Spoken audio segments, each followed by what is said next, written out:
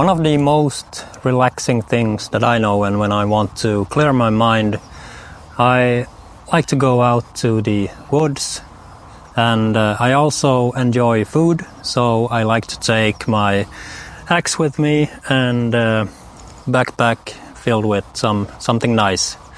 And when making a fire, there are a couple of ways of making fire, but my favorite way is to use the flint and steel method. It is a reliable way, works every time.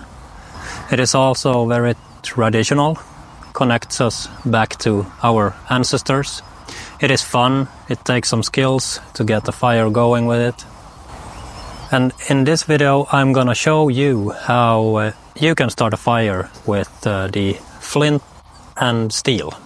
To make fire with this method you will need 4 things. First you need a stone. In this case we are using flint. And you will need a steel. You will need something to catch the sparks with. And you need something to turn the sparks into an open flame.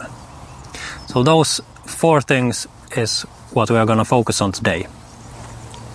In this video we are using a flint stone. Besides flint, other hard rocks that can take a sharp edge can be used, such as chert and quartz. The characteristics of the stones that will work is that when you break them, they get a very sharp edge.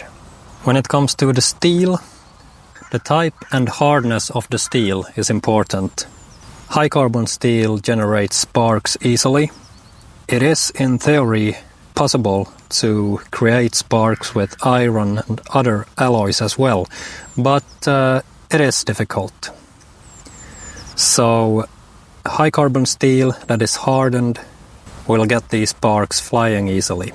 Old files, leaves and coil springs or old tools are often repurposed as strikers.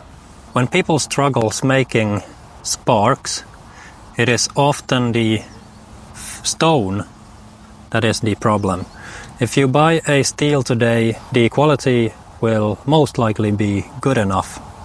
So if you are struggling, I would take a closer look at the stone that you are using.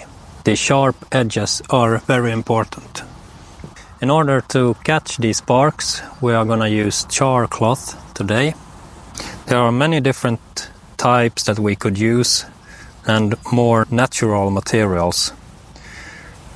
But the most common are probably char cloth and tinder fungus. This also applies to the tinder bundle. Today we're gonna use some hemp rope, but dry grass or leaves, different types of tree barches are also good material to make tinder out of.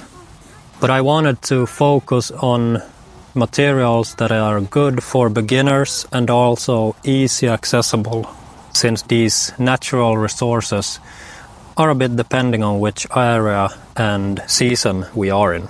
So now it's time to throw some sparks. Before you start building the tinder bundle, make sure you have prepared everything you need, firewood that you will need for your fire.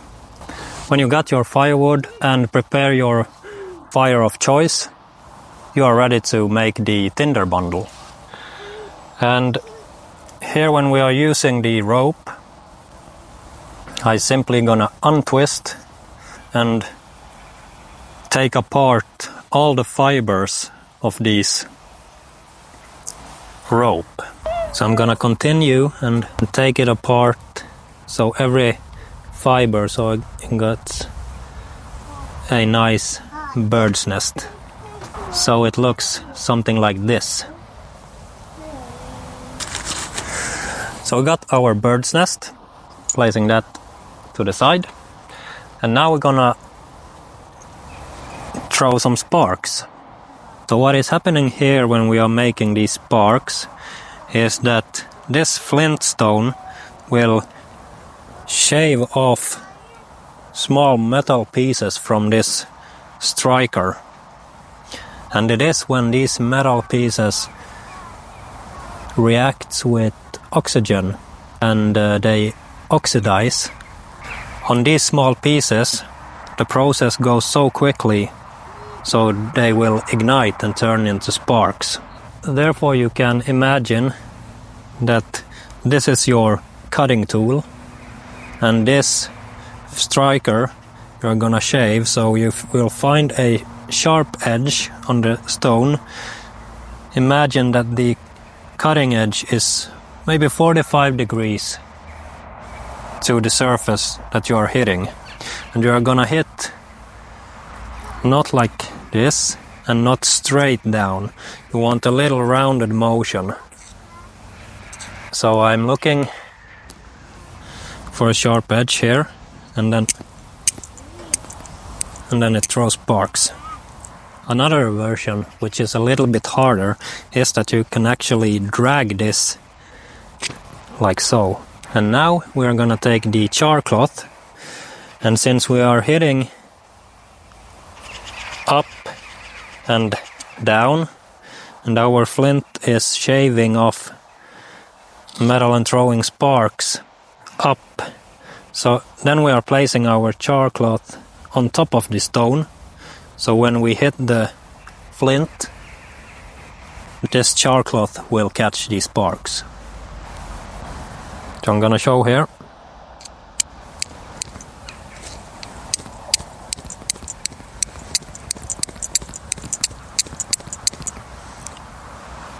And there we have an ember. But no matter how much you are blowing on this, this is never gonna turn into a flame. Taking it out. So therefore we need a tinder bundle.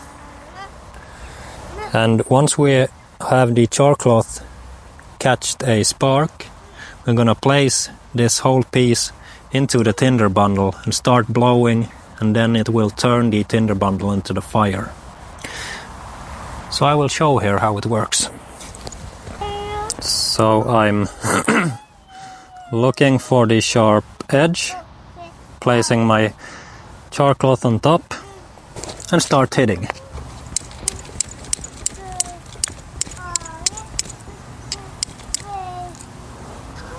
There we have it. And I place it in the middle of the tinder and gently surround the char cloth with the tinder material, and then I start blowing.